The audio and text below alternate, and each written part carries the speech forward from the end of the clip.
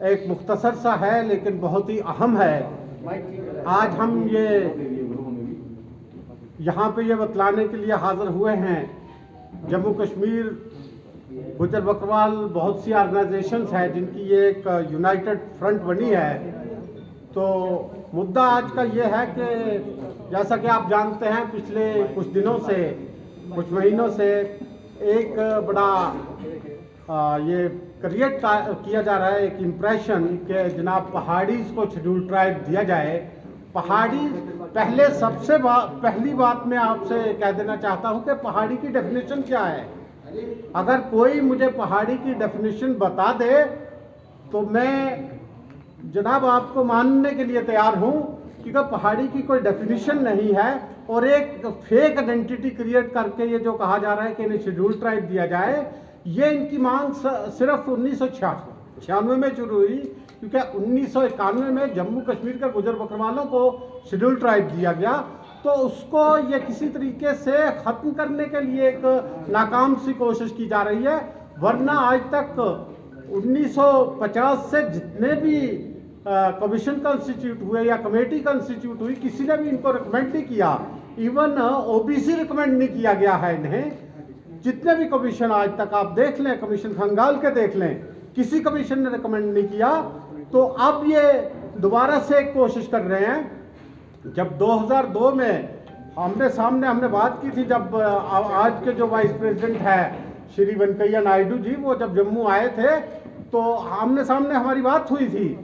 तो उन्होंने अपना केस जब सामने रखा तो हमने भी अपना केस सामने रखा। तो वेंकैया नायडू जी ने कहा था कि नहीं, ये आपका केस बनता नहीं, क्योंकि ज़बान के आधार पे कहीं दिया नहीं जा सकता। तो वैसे इनको अब अगर आप देखेंगे तो 32% ये ऑलरेडी रिजर्वेशन ले रहे हैं।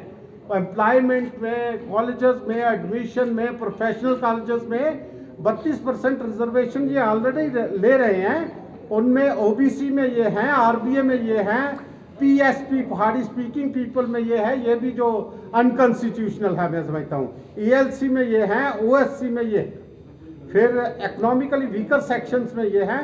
इस तरह 32% रिजर्वेशन इस वक्त ये लोग ले रहे हैं।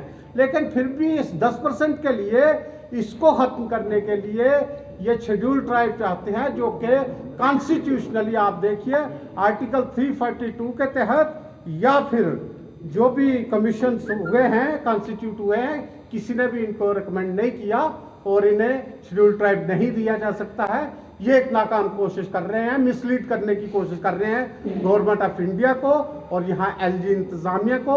लेकिन लाख लाख शुक्र है अल्लाह का कि इस वक्त की जो सरकार है, भारतीय सरकार है, और यहाँ की जो इंतजामिया है, वो इन चीज़ों से काफ़ी होशियार है और वो चाहते हैं कि वीकर सेक्शंस का यहाँ उत्थान हो हिंदुस्तान के अंदर, जम्मू कश्मीर के अंदर, और वो इस तरफ प्रयास कर रहे हैं। और उनके प्रयास को देखते हुए ये एक नाकाम सी कोशिश की जा रही है इन लोगों की तरफ से भी, जबकि ये बिल्कुल किसी भी किस्म की इनको बैकवर्डनेस नहीं है, कोई कुछ नहीं है।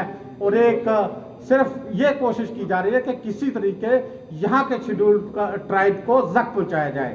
तो मैं रिक्वेस्ट करूँगा गवर्नमेंट ऑफ इंडिया से, मैं इल्तिजा करूंगा गवर्नमेंट ऑफ इंडिया से, वजीर आजम नरेंद्र मोदी जी और यहाँ के एलजी मनोज सिन्हा साहब से, कि ज़रा देखिए कि क्या ये एक जेन्युइन डिमांड है इनकी, और ये क्या दूसरी जो वीकर सेक्शंस है उनके ऊपर एक छापा मारने वाली बात नहीं है।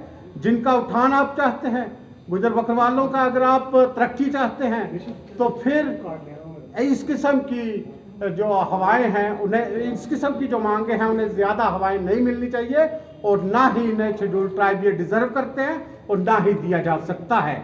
आज की प्रेस कॉन्फ्रेंस इसलिए बुलाई थी, और ऑलमोस्ट तकरीबन 10 ऑर्गेनाइजेशन गुजर बकरवाल की यहाँ इस वक्त इस हाल में मौजूद हैं, जो बाआवाज़ यक आवाज़ और बाआवाज़ बुलंद ये कहती है कि शेड्यूल ट्राइब अगर इस किस्म की चीज़ को कंसिडर भी किया गया तो एक बहुत ही गलत इंप्रेशन, एक बहुत ही गलत मैसेज जाएगा, ना सिर्फ जम्मू कश्मीर के अंदर बल्कि पूरे हिंदुस्तान के गुजरों के अंदर एक बड़ा गलत इंप्रेशन जाएगा कि एक नेशनलिस्ट जो कम्युनिटी थी उसके राइट्स के ऊपर एक छापा पड़ा है।